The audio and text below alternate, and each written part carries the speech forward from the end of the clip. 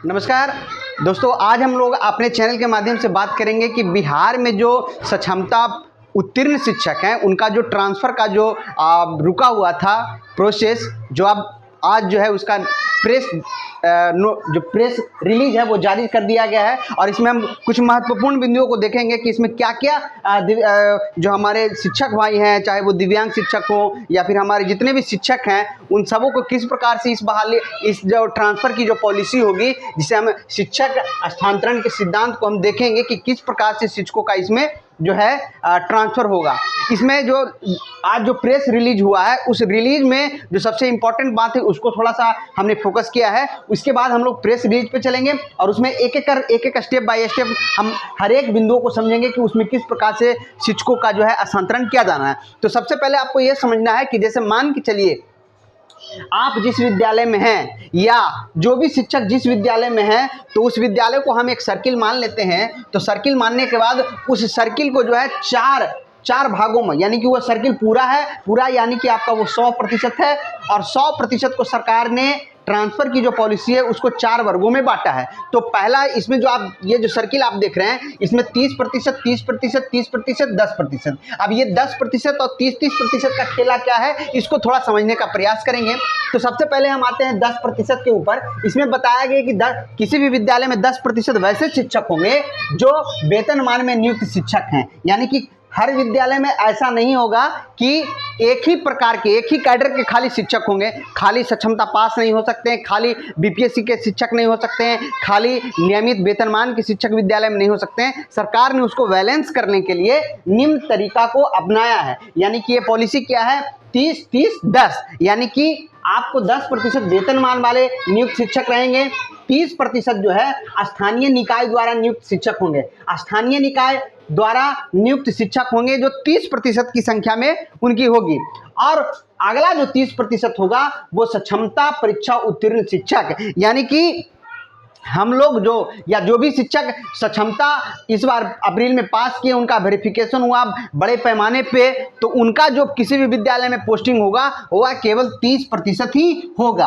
और बाकी के जो 30% बचे हैं उसमें बीपीएससी द्वारा नियुक्त शिक्षक हमारे रहेंगे। अर्थात कहने का मतलब आपकी जो ट्रांसफ़र की जो आप लोग का जो स्थानांतरण हो रहा है, उसमें ये इस बात का पूरा ख्याल रखा गया है कि आपको निम्न तरीके से विद्यालय में भेजा जाएगा। यानी कि वहाँ पे 100 का आंकड़ा एक परसेंटेज बनाया गया है कि 10% जो है वेतनमान वाले नियुक्त शिक्षक होंगे, 30% स्थानीय नियुक्त द्वारा नियुक्त शिक्षक होंगे, 30% क्षमता परीक्षा उत्तीर्ण शिक्षक होंगे।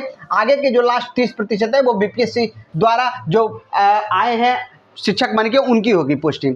इन तमाम बातों के साथ एक बात का और जो प्रेस रिलीज में कहा गया उसको भी मैं अभी आपको क्लियर कर देना चाहता हूं। उसमें बताया गया है, सरकार अभी उसका कोई क्लियर नहीं किया, लेकिन उन्होंने बताया है, नोट में उन्होंने बताया है कि यह जो ट्रांसफ़र की जो पॉलिसी है, ये जो स्थानांतरण का जो आया है प्रोसेस स्थानांतरण का, ये हर 5 साल पर होगा। प्रत्येक 5 वर्ष पर यह ट्रांसफ़र होना अनिवार्य है। साफ लेटर में लिखा हुआ, आगे जो लेटर हम आपको दिखाएंगे उसमें भी आप इसको अच्छे तरीके से देखिएगा। ये तो है लेटर की जो सबसे महत्वपूर्ण बातें थी, उसको मैंने सबसे पहले फोकस किया है। आइए जो प्रेस रिलीज हुआ है उसको हम एक एक कर पॉइंट टू पॉइंट समझने का प्रयास करते हैं। तो सबसे पहले प्रेस रिलीज, जिसको आप देख लीजिए, आपके स्क्रीन पर आपका प्रेस रिलीज आ गया। स्थानांतरण नीति, इसको आप समझ लीजिए। यह नीति स्थानीय निकाय द्वारा नियुक्त शिक्षकों पर लागू नहीं है। किस पर लागू नहीं है, आपसे यदि कोई पूछे कि यह जो प्रेस रिलीज जिसमें ट्रांसफ़र का जो पॉलिसी निकल के आया है वो स्थानीय निकाय द्वारा शिक्षक जो नियुक्त किए गए हैं उन पर ये नियम लागू नहीं है। आइए अब एक एक पॉइंट को हम समझने का प्रयास करते हैं कि इसमें क्या क्या बेनिफिट है, और इसमें जो सबसे बड़ा फायदा जो मिलने वाला है वो दिव्यांग शिक्षकों को मिलने वाला है। जो दिव्यांगता की कैटेगरी में आते हैं उनको फायदा मिलने वाला। फायदा ये कहिए कि फायदा ना करके इसको आप ये कहिए कि उनका जो हक है उनको मिलने जा रहा है, जो बिहार सरकार की सबसे अच्छी पहल है कि दिव्यांगों के लिए सबसे अच्छा काम होने वाला है।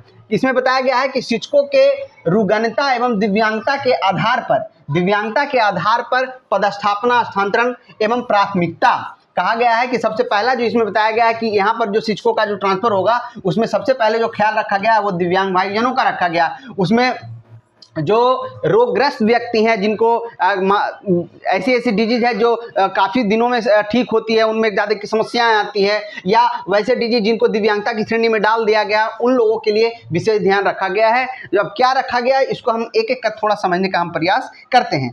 काफ़ी अच्छी न्यूज जो है आप सबों के लिए निकल के आई। काफ़ी शिक्षक भाई हमारे थे जो इंतजार कर रहे थे कि क्या कैसे होगा हमारा ट्रांसफ़र, क्या इसकी पॉलिसी होगी। तो एक एक कर हम इसको समझेंगे कि इसके माध्यम से आपको क्या बेनिफिट होने वाला है। तो सबसे पहले आइए अब हम चलते हैं नीचे की ओर। तो नीचे की ओर आप समझेंगे तो देखेंगे तो इसमें क्या आप लोग के लिए है, इसको आपको अच्छे तरीके से समझना है, जिससे कि आगामी जो आपको ई शिक्षा कोष ऐप पे जो आपको फॉर्म लिया जाएगा उसमें किस प्रकार से आपको काम करना, वो तमाम चीज़ें आपको यहाँ पे समझ में आ जाएगी। एक एक पॉइंट को आप पूरा देखिए, समझिए। तो सबसे पहले जो इसमें बताया गया है, आप यहाँ पर पहले ये चीज़ पहले ऊपर में ही देख लीजिए, जब आप नीचे हम आपको बताएंगे तो आपको कोई परेशानी नहीं होगी। लेटर में जो सबसे पहले चित्र दिया गया, एक पूरा कॉलम बनाया गया है कि किस प्रकार से इसमें 1 नंबर में आपका है जो दिव्यांगता है जो बताया गया है, उसके बाद दिव्यांगता का श्रेणी है, उसके बाद दिव्यांगता से प्रभावित व्यक्ति हैं, और जहां स्थानांतरण किया जा सकता है। लास्ट वाला 2 कॉलम आपको ध्यान रखना है, जब मैं आपको बताऊंगा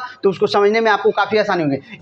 छठा नंबर कॉलम यानी कि जो लास्ट से पहले 5वां नंबर जो कॉलम होगा वहां पे आपका ट्रांसफर किया जा सकता है, जो लास्ट कॉलम है वहां पे ट्रांसफर आपको नहीं किया जा सकता है। इसको आपको पूरा ध्यान में रखना है कि कहां पे ट्रांसफर किया जाएगा, कहां पे ट्रांसफर आपको नहीं किया जाएगा। इन तमाम चीजों को यदि आप ध्यान में रखिएगा तो आपको आसानी से समझ में आ जाएगा कि हम क्या बताना चाह रहे हैं। आइए अब हम थोड़ा ऊपर चलते हैं। तो सबसे पहले हम आते हैं, सबसे पहले इसमें बताया गया है कि जो असाध्य रोग हैं, जिनको ठीक होने में थोड़ा टाइम लगता है, वो उसमें व्यक्ति को काफ़ी परेशानी भी होती है। तो वैसे जो डिजीज हैं उसमें जैसे पहला जो आ गया उसमें असाध्य रोग, जो गंभीर बीमारी से पीड़ित हैं, उनके लिए क्या बताया गया, इनका विकल्प ये है कि पहले तो इसमें 2-3 कॉलम है, एक तो असाध्य रोग है, उसके बाद गंभीर रुग्णता, इसमें भी कौन से डिजीज आते हैं, किडनी से हो गए हैं, और इसमें आ गया तो हृदय रोग से जो है वो, ये 2-3 बीमारी डिजीज है जो इसको आप देख लीजिए। इसमें कंडीशन क्या है, या तो स्वयं शिक्षक हो, या उसके पति पत्नी में कोई हो, या बच्चों के साथ ऐसी समस्याएं चल रही है।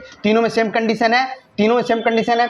अब इनको कहाँ पे पोस्टिंग किया जाएगा, तो सबसे पहले इनको पंचायत में डाला जा सकता है, नगर निकाय में। अब यहाँ भी समझने की बात है, यदि आप पंचायत में हैं, यदि आप पंचायत में हैं, यदि आप पंचायत में हैं तो आपका ट्रांसफर भी पंचायत में होने का चांस है, होने का चांस है। और नगर निकाय में होंगे तो आपका नगर निकाय में होने का चांस रहेगा। लेकिन यहाँ पर बताया गया कि ये विकल्प हैं आपके, ये कोई जरूरी नहीं है कि आपका पंचायत में है तो आपको पंचायत में ही हो जाएगा, नगर निकाय में है तो आपका नगर निकाय में हो जाएगा। तो पंचायत हो गया, नगर निकाय हो गया, प्रखंड हो गया, अनुमंडल हो गया, जिला हो गया। कहाँ पे ट्रांसफर आपका नहीं हो सकता है, इसको समझने की बात है। कहाँ पे आपका नहीं हो सकता है, ये तो हो गया कि कहाँ पे आपका ट्रांसफर होगा। अब है कि स्वयं के गृह पंचायत में, मतलब जैसे मान के चलिए कि अभी आप जो है मान के चलिए नालंदा जिला में है, इसको बढ़िया समझिए, नालंदा जिला में है और आप मान के चलिए कि किसी डिजीज से परेशान है, रोगग्रस्त हैं, तो उस स्थिति में आप मान के चलिए किसी ब्लॉक में है, मान के चलिए आप बिहार शरीफ ब्लॉक में है। कहाँ पे है, बिहार शरीफ ब्लॉक में। तो बिहार शरीफ ब्लॉक में है और आपका होम ब्लॉक जो है बेन है, होम ब्लॉक आपका क्या है, बेन ब्लॉक है। तो बेन ब्लॉक में आपका जो भी पंचायत होगा, तो जो भी पंचायत होगा उस पंचायत को छोड़कर बाकी सभी पंचायतों में आपका पोस्टिंग हो। पहले तो जिस पंचायत में आपका घर पड़ रहा है तो वहाँ पे आपका पोस्टिंग होना उस पंचायत में संभव नहीं है। दूसरे पंचायत में मिल जाएगा, लेकिन आपका अपना पंचायत नहीं मिलेगा, आपका अपना नगर निकाय नहीं मिलेगा। आप यदि पति हैं तो आपका पत्नी का जो गृह होगा वहाँ नहीं आपको मिलेगा, आप पत्नी हैं तो आपके पति के गृह ब्लॉक में आपको नहीं मिलेगा। पंचायत नगर निकाय में वर्तमान में जहां पोस्टिंग है, जैसे जिस अभी पंचायत नगर निकाय में आपका पोस्टिंग है, पदस्थापना है, वहां के पंचायत नगर निकाय में आपकी पोस्टिंग कतई नहीं होगी। तो ये तो आ गया ये जो असाध्य रोगों से जो पीड़ित हैं उनके लिए। अब आइए अब हम समझते हैं जो और जो लोग हैं, जैसे इसमें तो हो गया कि जो रोगों से जो ग्रस्त है।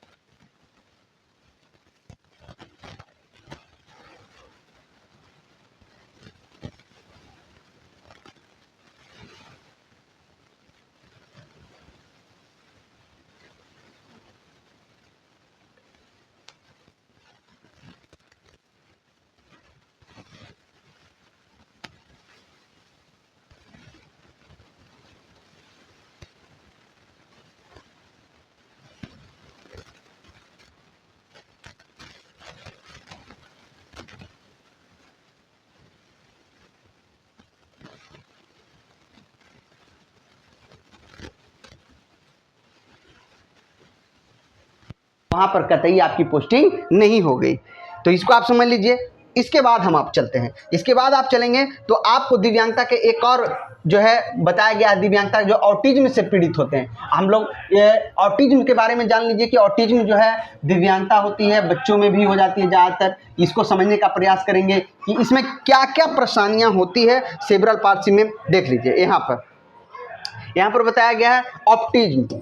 यहाँ देखिए ऑटिज्म मानसिक दिव्यांगता, विविध प्रकार के ऑटिज्म, मानसिक पक्षाघात जिसको सेरेब्रल पाल्सी एवं अन्य मानसिक मांद्यता, मानसिक गंभीर मानसिक दिव्यांगता, ऐसे पति पत्नी। अब देखिए यहाँ पर एक कंडीशन डाला, यहाँ पर आप टीचर्स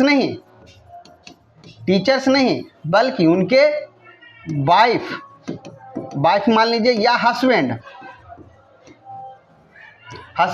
और यहाँ पर इनके बच्चे यानी कि चाइल्ड, इनके बच्चे, 2-3 कंडीशन, जो शिक्षक हैं और उनके पति या पत्नी में से कोई एक दिव्यांग है, उनके बच्चे दिव्यांग हैं सेरेब्रल पाल्सी से, गंभीर मानसिक दिव्यांगता से, मानसिक पक्षाघात से, ऑटिज्म से, तो उनको भी सेम जो अभी मैंने आपको बताया ना, अभी मैंने आपको दिखाया है, अभी जो मैंने आपको दिखाया ना, सेम चीज़ कि क्या होगा कि उनका जो है पंचायत, नगर निकाय, प्रखंड, अनुमंडल, जिला में हो सकता है। बाकी अपना पंचायत में, अपना पदस्थापना वाला पंचायत में उन तमाम जगहों पर आपकी पोस्टिंग संभव नहीं है, उन तमाम जिलों पर आपकी पोस्टिंग संभव नहीं है। अब आइए हम कुछ आगे चलते हैं। अब हम आगे बात करेंगे तो सबसे पहले देखेंगे शिक्षक का प्रकार। सबसे पहले क्या देखेंगे? शिक्षक का प्रकार, कि किन किन शिक्षकों का जो है होना है और कैसे होना है, इसको हम लोग अब समझते हैं। तो यहाँ पर आप चलेंगे तो सबसे पहले आइए शिक्षक के प्रकार में। तो शिक्षक के प्रकार में आपको बताया गया है, यहाँ पर देख लीजिए, जो नीचे वाला जो कॉलम है उसको आप देखिएगा, विशेष आपको देखने का ज़रूरत नहीं है। यह देखिए, अब यहाँ पर शिक्षक के प्रकार में यदि हम आते हैं तो यहाँ पर शिक्षक का प्रकार में जो सबसे पहला जो दिया गया, विधवा एवं प्रत्यक्ष शिक्षक। सभी विधवा एवं प्रत्यक्ष शिक्षिका के लिए, मतलब कोई ऐसी माताएं और बहनें जो शिक्षक के रूप में काम कर रहे हैं लेकिन उनके पति का देहांत हो गया है, अर्थात वो विधवा हैं, तो उस स्थिति में उनका ट्रांसफ़र का नीति कुछ इस प्रकार से है। इसको आप देख लीजिए। सबसे पहले क्या है? विकल्प के पंचायत, नगर निकाय, प्रखंड, अनुमंडल, जिला। इसको थोड़ा समझिएगा। तो सबसे पहले कि आपका पंचायत में ट्रांसफ़र हो सकता है, नगर निकाय में हो सकता है, प्रखंड में होगा, अनुमंडल में होगा, जिला में। यानी कि जो दिव्यांगता के साथ हो रहा है वही प्रोसेस जो दिव्यांगताओं को पोस्ट ट्रांसफ़र में लाभ दिया जा रहा है, वही लाभ जो है महिला शिक्षक को भी मिलेगा। अब महिला होने के नाते विकल्प के आधार पर, तो एक तो 2 बात होगी। एक तो सबसे पहले विधवा हैं उन शिक्षकों के लिए भी, या आप खाली महिला होने के नाते इन तमाम विकल्पों के आधार पर भी होगा। और इनका कहाँ नहीं होगा पोस्टिंग? तो स्वयं के गृह पंचायत में नहीं होगा, नगर निकाय में नहीं होगा, पति के गृह पंचायत नगर निकाय में नहीं होगा। अब वर्तमान में जहाँ पे आप जिस पंचायत में नगर निकाय में पोस्टेड हैं वहाँ पर इनकी बहाली संभव नहीं है। तो ये आप एक एक करके समझ रहे थे। अब जो है, अब हम चलते हैं आगे। अब इसमें आपको देखना है आगे क्या है जो। तो सबसे पहले अभी आपने देखा क्या कि दिव्यांगों का देखा, जो मानसिक जो रोगग्रस्त है